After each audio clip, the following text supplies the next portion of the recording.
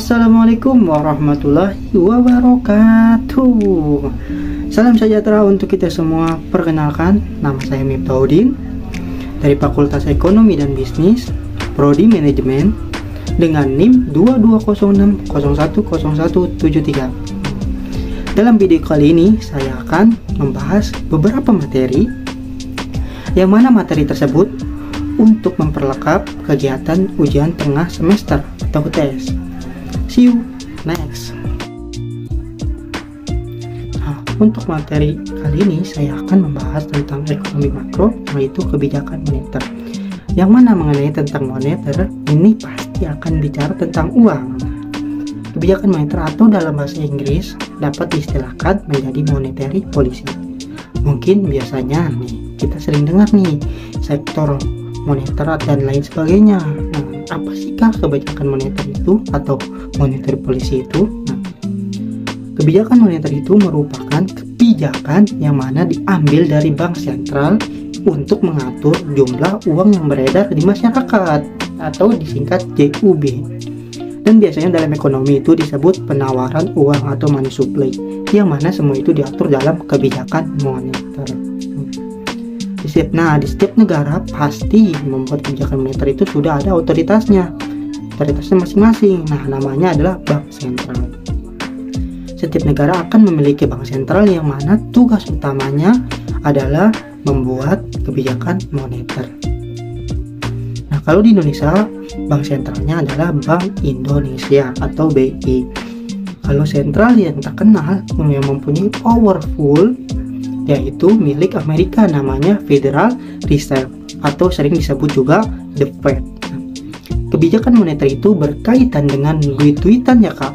Ya kurang lebih seperti itulah. Akan tetapi nanti di praktiknya kebijakan ini adalah ada beberapa tipe atau opsi yang mana akan diambil oleh pemerintah. Berikut adalah tipe atau opsi pada kebijakan moneter. Nah, kita mulai kebijakan yang pertama dulu, yaitu kebijakan operasi terbuka. Nah, yang namanya pasar, pasti ada kegiatan apa teman-teman? Yaps, pasti ada kegiatan jual dan beli. Dalam kebijakan yang ini, nanti hanya ada dua opsi kebijakan yang akan diambil oleh bank sentral. Apa itu? Kalau nggak menjual, berarti bakal membeli. Nah, apa sih bank sentral itu? Nah, beli apa sih bank sentral itu?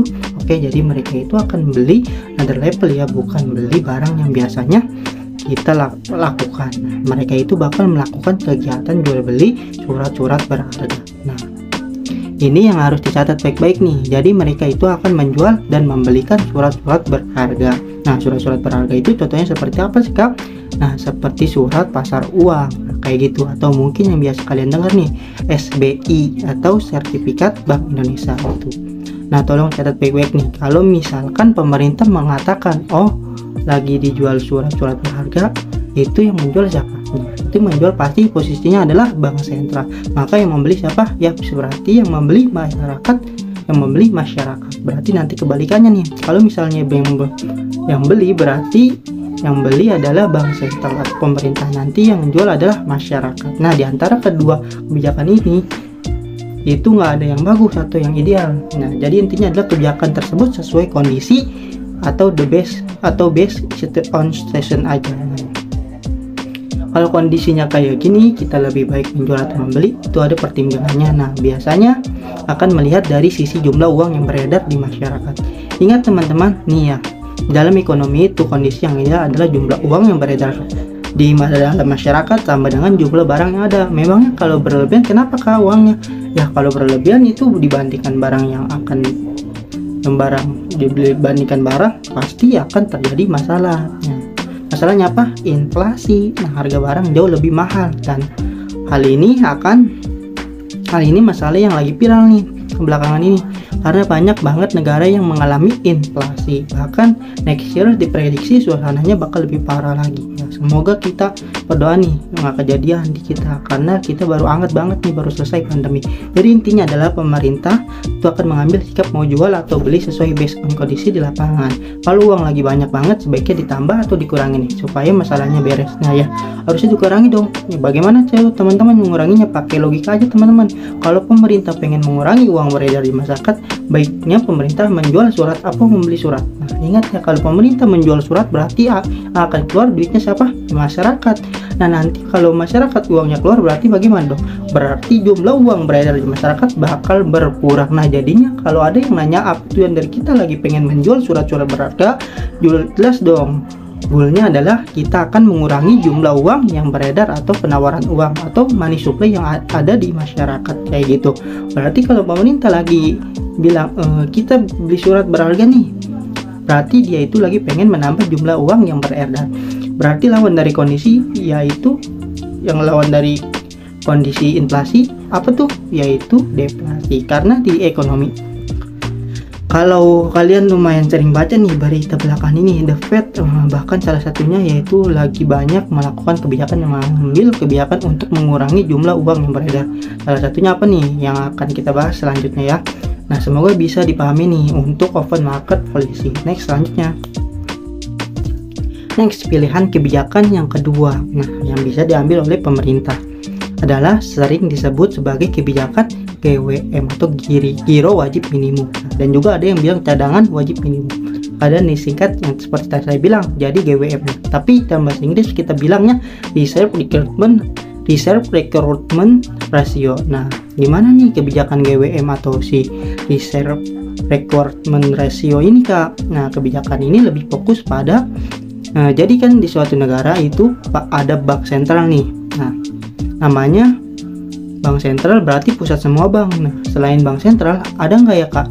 Ya ada, namanya bank umum. Nah di suatu negara misalnya pastinya bank sentralnya itu bisa mengatur bank di sekitarnya. Nah di Indonesia banknya itu bisa mengatur bank-bank yang ada di Indonesia. Nah contohnya seperti itu.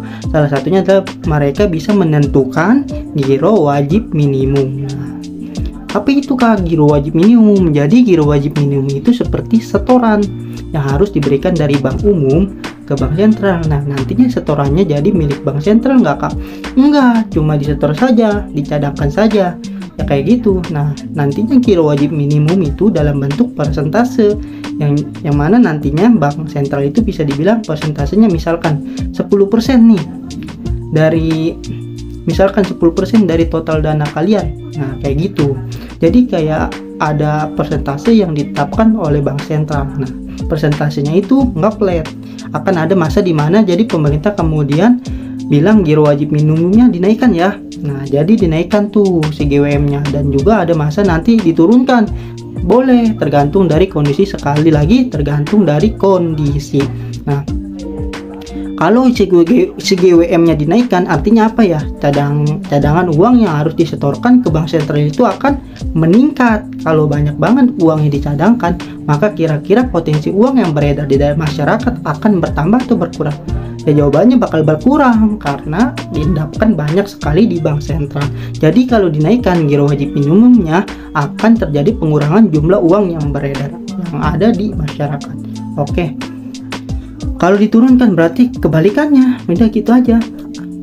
Dia bakal menambah jumlah uang yang beredar. Nah, jadi kalau deflasi atau harga barang yang lagi turun karena uang lebih sedikit dibandingkan barang yang ada, paling benar pemerintah menetapkan kebijakan menurunkan giro wajib minimum atau boleh cadangan wajib minimum.